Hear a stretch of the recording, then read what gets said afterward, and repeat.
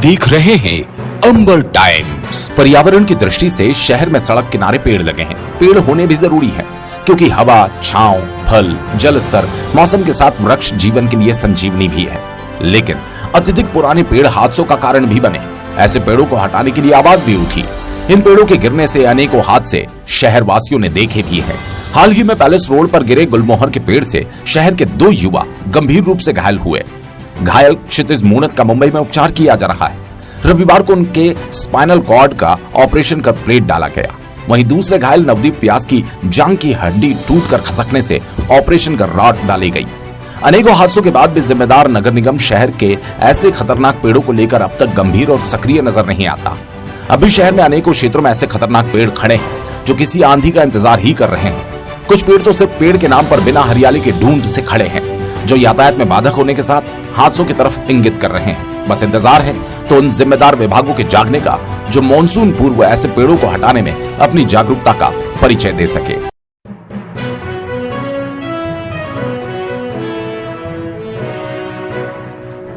मुरैना के आम बगान तहसील में लगे स्वास्थ्य शिविर में ड्यूटी कर रही आशा कार्यकर्ता की तबीयत बिगड़ने से मौत हो गई।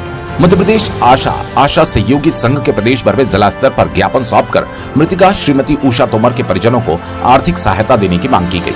रतलाम में संघ के बैनर तले आशा कार्यकर्ता कलेक्टर कार्यालय पहुंची और नारेबाजी कर प्रदर्शन किया।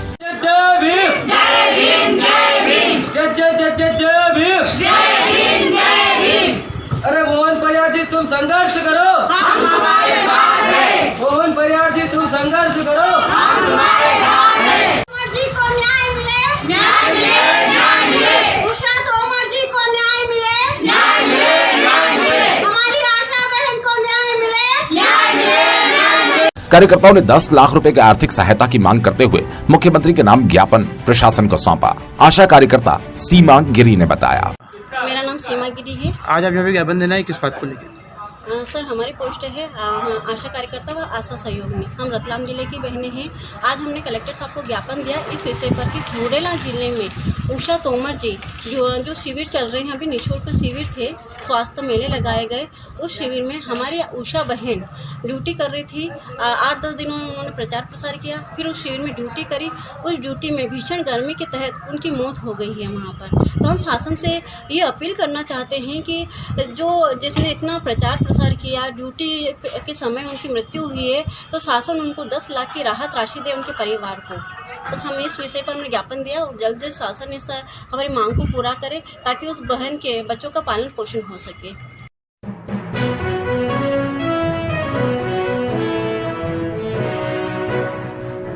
अखिल भारतीय कांग्रेस को जिले से लेकर राष्ट्रीय स्तर तक प्रवक्ताओं की जरूरत है।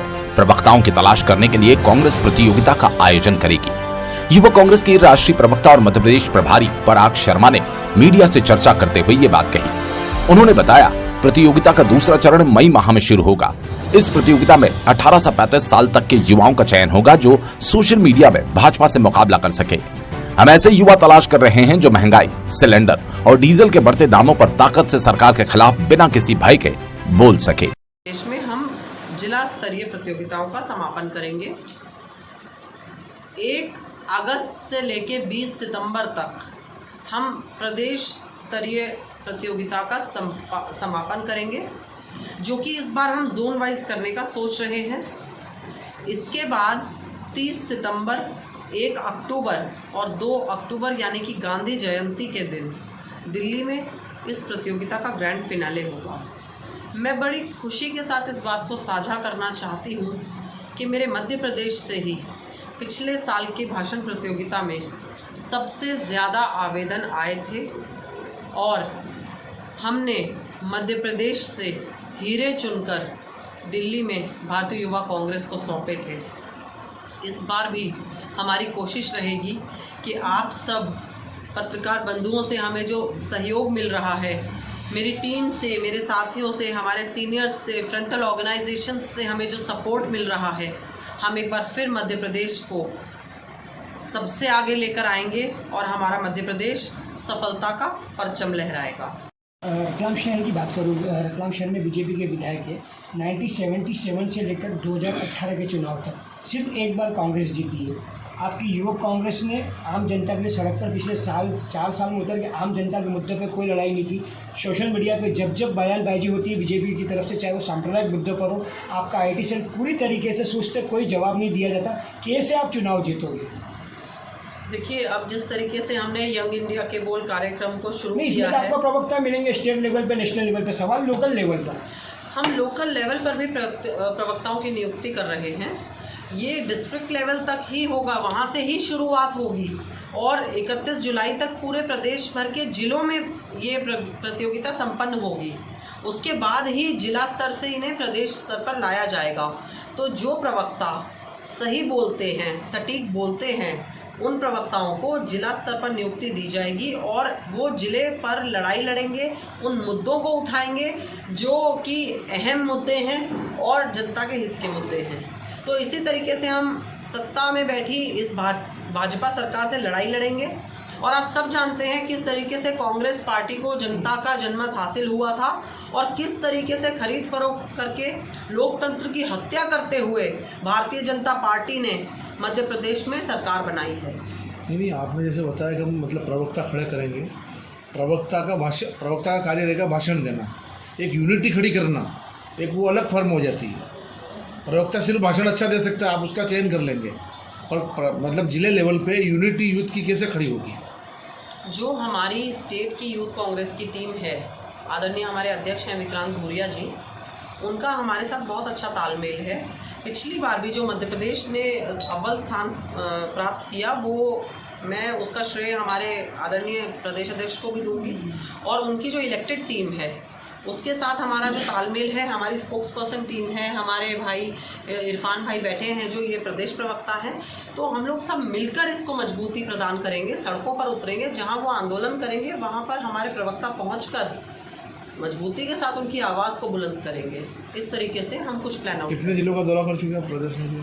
हमारा जी अभी ये 6ठा जिला है और हम लगातार अभी कल हम नीमच और मंदसौर का करेंगे। उसके बाद हमारा आगर, सीहोर और ये अपना शाडौल रहेगा। बीच में काला पीपल हमारा एक विधानसभा में भी रहेगा।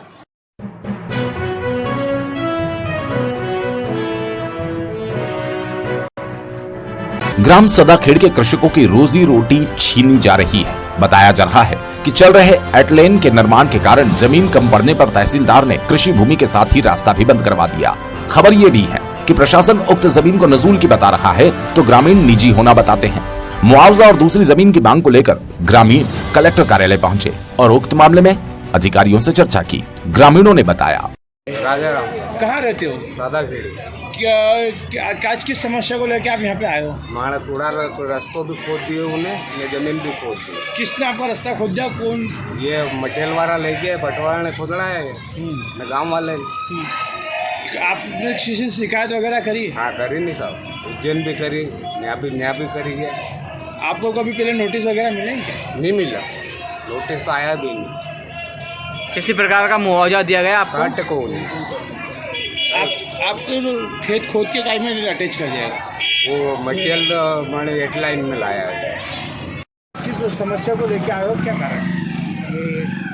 मतलब पटवारी ने हमारे खेत को खुदवा दिया और बाट भी खोद दिया, वो जोर के बोल रास्ता भी आपका खेत कहाँ पे आपका खेत और किसने खुदवा दिया? काहे के लिए खुदवा दिया?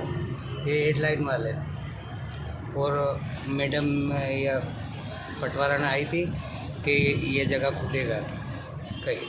तो आपको क्या पहले नोटिस दिए गए थे? पहले सब जगह कार्रवाई कर हमारे का नोटिस क्यों नहीं आया? पहले आयो भी कौन है नोटिस वगैरह कुछ भी नहीं दिया।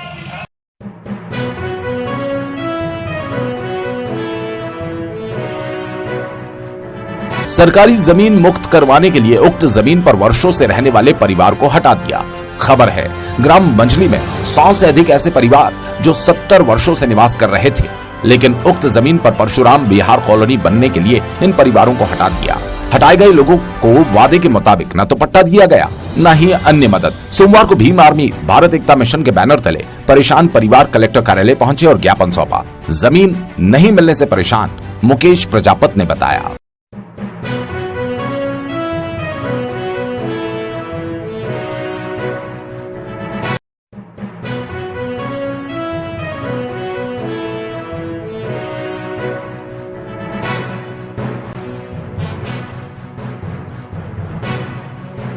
आप देख रहे हैं अंबर टाइम।